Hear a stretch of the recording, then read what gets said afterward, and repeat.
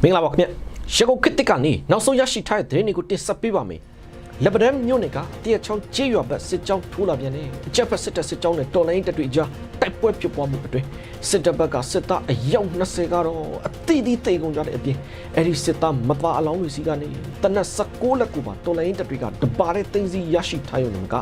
နောက်ထပ်စစ်သား12ဦးကိုလည်းအရှင်ဖမ်းဆီးရမိထားတယ်ဆိုပါတယ်တနိုင်ငံလုံးအပြစ်ခတ်ရစရေးစာချုပ်မှာအရင်ကလက်မှတ်ထိုးခဲ့တဲ့အဖွဲ့တွေမပါသည့်တိုင်အောင် NCA လုပ်ငန်းစဉ်တွေကိုဆက်သွားမယ်ဆိုပြီးအကြံဖက်စစ်တပ်ပြောခွင့်ရဇော်မဲထွန်းကပြောဆိုလာပြန်တဲ့သတင်းပါဝင်နောက်ဆုံးရရှိထားတဲ့သတင်းတွေကိုတင်ဆက်ပေးပါမယ်အခုပထမဆုံးတင်ဆက်ပေးခြင်းတဲ့သတင်းကတော့ပဲခူးတိုင်းလက်ပံမြို့နယ်ကတရချောင်းကျေးရွာဘက်စစ်ကြောင်းထိုးလာပြန်တဲ့အကြံဖက်စစ်တပ်စစ်ကြောင်းနဲ့တော်လိုင်းတပ်တွေကြားတိုက်ပွဲဖြစ်ပွားမှုအတွင်းစစ်တပ်ဘက်ကစစ်သားအယောက်20ကတော့အသီးသီးတိတ်ကုန်ကြတဲ့အပြင်အဲ့ဒီစစ်သားမသားအလောင်းတွေစီကနေတနက်16လက်ကိုပါတော်လိုင်းတပ်တွေကတပါးနဲ့သိန်းစီရရှိထားရုံနဲ့မကနောက်ထပ်စစ်သား12ဦးကိုလည်းအရှင်ဖမ်းဆီးရမိထားတယ်လို့တိုက်ခိုက်မှုအတွင်းပါဝင်နေတဲ့ PDF သတင်းရင်းမြစ်ကရန်ကုန်ခေတ်တစ်ကိုပြောပါတယ်လက်ရှိရန်ကုန်ခေတ်တစ်ကရရှိထားတဲ့ဓာတ်ပုံတွေထဲမှာလည်းတိုက်ပွဲအတွင်းအရှင်ဖမ်းဆီးရမိထားတဲ့အကြမ်းဖက်စစ်တပ်ဘက်ကစစ်သား12ဦးကိုဒေါ်လာတပ်တွေကလက်မှာကျိုးတုပ်ပြီးဖမ်းဆီးထားတဲ့ပုံတွေကိုလည်းအတိုင်းသားမြင်တွေ့နေရပါတယ်ဒါကတော့အော်တိုဘာလ15ရက်နေ့ဖြစ်တဲ့မနေ့ကပဲလက်ပံမြို့နယ်တရချောင်းကျေးရွာဘက်စစ်ကြောင်းထိုးလာပြန်တဲ့အကြမ်းဖက်စစ်တပ်ကိုတော်လှန်ရေးပူးပေါင်းတပ်တွေကလမ်းကနေအသင့်ဆောင်ပြီးကြဖြတ်တိုက်ခိုက်ချေမှုန်းခဲ့တယ်ဆိုပါတယ်အဲ့ဒီလိုတိုက်ခိုက်မှုအတွင်းအကြမ်းဖက်စစ်တပ်ဘက်ကအယောက်20ကတော့အတိအသီးတိတ်ကုန်ကြတဲ့အပြင်အဲ့ဒီစစ်သားမသားအလောင်းတွေစီကနေတနက်16လက်ကိုပါတော်လိုင်းတပ်တွေကတပါးတဲ့သိန်းစီရရှိထားရုံနဲ့မကနောက်ထပ်စစ်သား12ဦးကိုလည်းအရှင်ဖမ်းဆီးရမိထားတယ်လို့တိုက်ခိုက်မှုအတွင်းပါဝင်နေတဲ့ PDF သတင်းအရင်းမြစ်ကပြောထားပါတယ်အဲ့ဒီလိုတိုက်ခိုက်မှုတွေကိုတော့ PDF တရင်383နှစ်တပ်ခွဲတွေနဲ့နေမီကန်တရင်တပ်ဖွဲ့တွေပူးပေါင်းပြီးတိုက်ခိုက်ချေမှုန်းခဲ့တာဖြစ်တယ်လို့စစ်တပ်စစ်ကြောင်းကတော့တော်တော်ကိုအထိနာပြီးပြန်ဆုတ်ပြေးသွားကြတယ်လို့သိရပါတယ်လက်ရှိပဲခူးတိုင်းဘက်မှာဒေါ်လာရေးတပ်တွေထိန်းချုပ်ထားတဲ့နေမြေတွေကိုစစ်တပ်ကပြန်လဲလိုချင်နေတဲ့အတွက်စစ်ကြောင်းထိုးတာတွေတွားလုံနေပြီမဲ့သူတို့စစ်တပ်ဘက်ကသာဒေါ်လာရေးတပ်တွေရဲ့တံပြန်တိုက်ခိုက်ချေမှုန်းမှုကိုခံရပြီးသူတို့တဆွဲထားရမြို့ပေါ်တွေကိုသာပြန်ဆုတ်ပြေးရတဲ့အခြေအနေတွေပဲဖြစ်နေတယ်လို့ဒေတာတွင်သတင်းရင်းမြစ်ကပြောထားပါသေးတယ်ခင်ဗျတစ်ဖက်မှာတော့တနိုင်ငံလုံးအပြစ်ခတ်ရစရေးစာချုပ်မှာအရင်ကလက်မှတ်ထိုးခဲ့တဲ့အဖွဲ့တွေမပါသည့်တိုင်အောင် NCA လုပ်ငန်းစဉ်တွေကိုဆက်သွားမယ်ဆိုပြီးအကြံဖက်စစ်တပ်ပြောခွင့်ရဇော်မင်းထွန်းကပြောဆိုလာပြန်ပါတယ်ဒါကတော့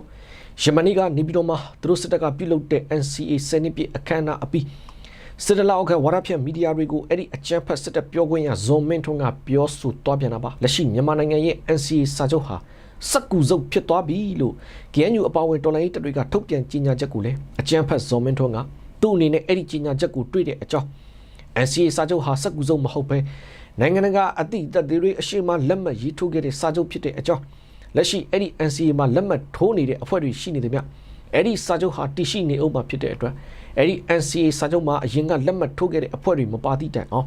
NCA လုပ်ငန်းစဉ်တွေကိုဆက်သွားမယ်ဆိုပြီးအကြံဖက်ဇော်မင်းထွန်းကအခုလိုပြောဆိုသွားပြန်ပါတယ်ဒီ NCA စာချုပ်ဒီနိုင်ငံတကာအသည့်တွေရှိမှာအားလုံးကကျွန်တော် EAO တွေရဲ့သဘောတူညီချက်ပေါ့နော်ဆောင်ရွက်ခဲ့တာဖြစ်ပါတယ်ဒီအတွက်သူတို့ပြောနေလို့ NCA စာချုပ်ကပေါ့နော်ဟိုစက္ကူစုပ်တစ်ခုဖြစ်သွားစရာလည်းအကြောင်းမရှိဘူးเนาะဒီအဖွဲ့အစည်းတွေရှိနေတယ်များကာလပတ်လုံး NCA စာချုပ်ဆိုတာဒီ NCA ဂတိကူတယ်ဆိုတာရှိနေမှာဖြစ်မယ် NCA ဆိုတာဒီကျွန်တော်တို့ဒါပြစ်ခတ်တိုက်ခိုက်မှုရစဲရေးဆိုတဲ့ငြိမ်းချမ်းရေးဆိုတဲ့ဟာတစ်ခုနဲ့တည်းမဟုတ်ပါဘူးသူဒီနိုင်ငံတည်ဆောက်ရေးတိုင်းပြည်တည်ဆောက်ရေးအထိပါတဲ့အတွက်ကြောင့်မလို့သူတို့လှုပ်ချင်သည်ဖြစ်စေမလှုပ်ချင်သည်ဖြစ်စေဒီလုပ်ငန်းစဉ်ကြီးဒီဆက်လက်တည်ရှိနေမှာဖြစ်ပါတယ်ဒီလုပ်ငန်းစဉ်ကြီးဒီခုနကျွန်တော်ပြောလို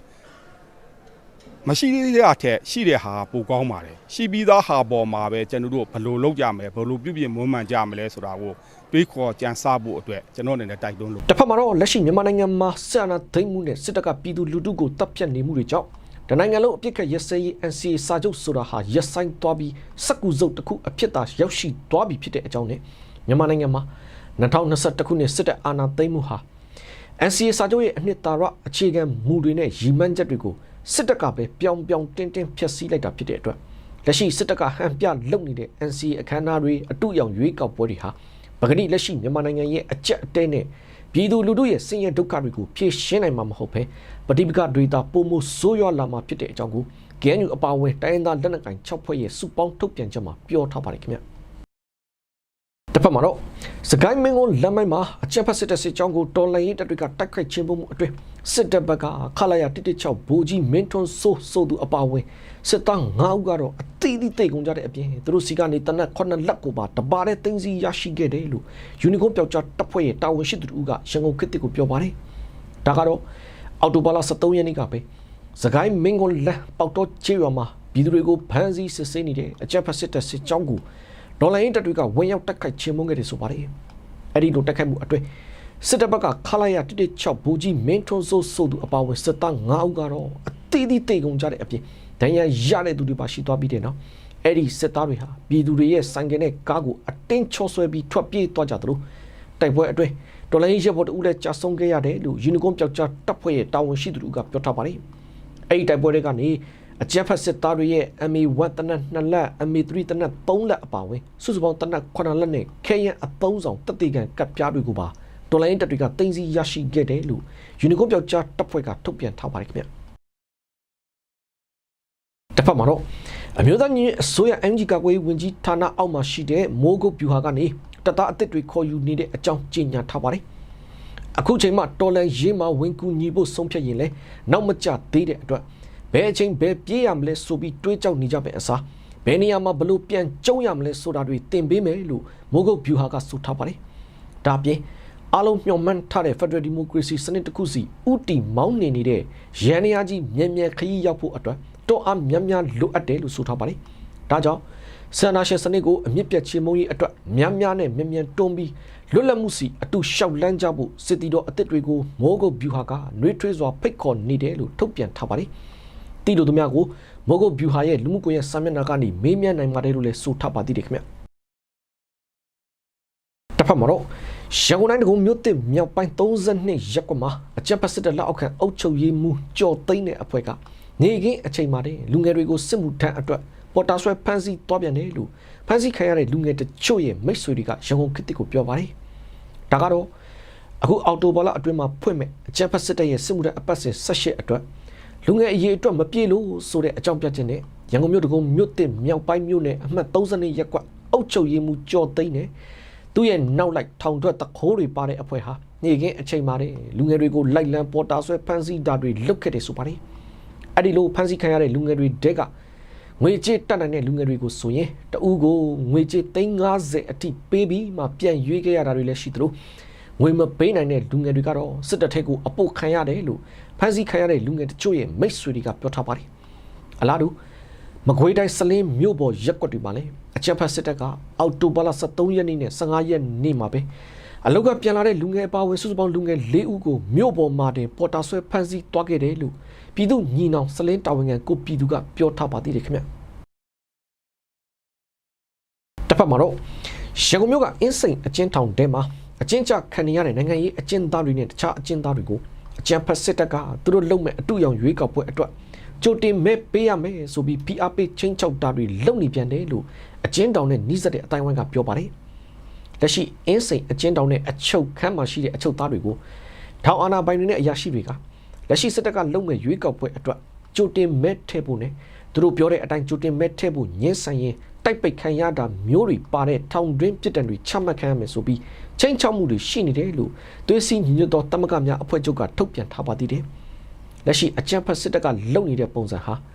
အကျဉ်းသားတွေကိုတော့အတင်းကျပ်ချင်းချောက်ပြီးမှမဲပေးခိုင်းနေတာမျိုးဟာတကယ်ပြည်သူစန္ဒမဟုတ်ပဲသူတို့စစ်တပ်ကအာဏာတည်မြဲရေးအတွက်မတမာတဲ့နှီးပေါင်းစုံသုံးပြီးအတင်းကျပ်ကြံစီလှုပ်ယူနေရတဲ့ပုံစံသားဖြစ်နေတယ်လို့လည်းအကျဉ်းတောင်နဲ့နှီးစက်တဲ့အတိုင်းဝိုင်းကပြောထားပါသေးတယ်ခင်ဗျတစ်ဖက်မှာလေအကြမ်းဖက်စစ်တပ်ကသူတို့လုံမဲ့အတူရောင်ရွေးကောက်ပွဲမှာပါဝင်ရှင်ပြိုင်မဲ့နိုင်ငံရေးပါတီတွေကိုအော်တိုဘာလ28ရက်နေ့ကစပြီးရက်ပေါင်း60အတွင်းမဲဆွယ်စီယုံနိုင်တယ်ဆိုပြီးတော့စစ်တပ်လက်အောက်ခံရွေးကောက်ပွဲကော်မရှင်ဆိုတဲ့အဖွဲ့ကနေကြီးညာလာပြန်ပါတယ်အဲ့ဒီပါဝင်မဲ့နိုင်ငံရေးပါတီတွေအနေနဲ့စစ်တပ်ကတတ်မှတ်ထားတဲ့အတိုင်းရွေးကောက်ပွဲဆိုင်ရာစုဝေးဟောပြောတာတွေနဲ့မဲဆွယ်စီယုံတာတွေကိုသာပြဋ္ဌာန်းချက်တွေအတိုင်းဆောင်ရွက်ရမယ်လို့လည်းဆိုထားပါတယ်အဲ့ဒီစစ်တပ်လက်အောက်ခံရွေးကောက်ပွဲကော်မရှင်ဥက္ကဋ္ဌဆိုသူကတော့သူတို့လုံမဲ့အတူရောင်ရွေးကောက်ပွဲမှာမဲဆွယ်စီယုံမဲ့သူတွေဟာစစ်တပ်ကိုထိခိုက်စေမဲ့စကားတွေရှောင်ကျဉ်ရမယ်လို့လည်းပြောထားပါသေးတယ်လက်တော်မှာတော့ အကြံဖတ်စစ်တပ်ကလုံမဲ့တနိုင်ငံလုံးလွှမ်းခြုံနိုင်မှုမရှိတဲ့ရွေးကောက်ပွဲအတူကြီးမှာသူတို့စစ်တပ်နဲ့လက်ဝါးချင်းရိုက်ပြီးပူးပေါင်းထားတဲ့ပါတီ6ခုကအဓိကရှင်ပြိုင်မှာဖြစ်ပြီးအဲ့ဒီကစစ်တပ်လက်အောက်ခံကြံ့ဖို့ပါတီကပဲအမတ်လောင်း1000ကျော်နဲ့အများဆုံးရှင်ပြိုင်အောင်မှာဖြစ်တယ်လို့သိရပါတယ်အဲ့ဒီလိုအကြံဖတ်စစ်တပ်ကလုံမဲ့ရွေးကောက်ပွဲအတူကြီးဟာလက်ရှိမြန်မာနိုင်ငံတဝက်သူတို့စစ်တပ်ကလက်လွတ်ထားရတဲ့တော်လှန်ရေးတပ်တွေသိမ်းပိုက်ထားရမြို့တွေမြို့နယ်တွေမပါဝင်ပဲသူတို့စစ်တပ်ထိန်းချုပ်ထားတဲ့မြို့ပေါ်လေးတွေမှာသာအတင်းကျပ်ပြုလုပ်ဖို့စီစဉ်နေတာဖြစ်ပြီးတကယ်မြန်မာနိုင်ငံမှာပြည်သူတွေတောင်းဖျက်အားပေးထောက်ခံတဲ့အင်အားကြီးပါတီ NLD ကိုစစ်တပ်ကမတရားဖျက်သိမ်းပြီးမှ2020ရွေးကောက်ပွဲမှာပြည်သူတွေထောက်ခံမှုမရှိပဲခွက်လန့်ရှုံးခဲ့တဲ့ပါတီတွေကိုပဲအကြမ်းဖက်စစ်တပ်ကဥဆောင်ပြီးအတူရောင်ရွေးကောက်ပွဲကိုပြုလုပ်ဖို့အတင်းအကျပ်စီစဉ်နေတာလည်းဖြစ်ပါတယ်ခင်ဗျဟုတ်ကဲ့ဒါကတော့ရောင်ခေတ်ကနေနောက်ဆုံးရရှိထားတဲ့သတင်းတွေကိုတင်ဆက်ပေးခဲ့တာပါကြည့်ရှုပေးခဲ့တဲ့အတွက်ကျေးဇူးတင်ပါတယ်ကျွန်တော်နိုင်ငယ်ပါ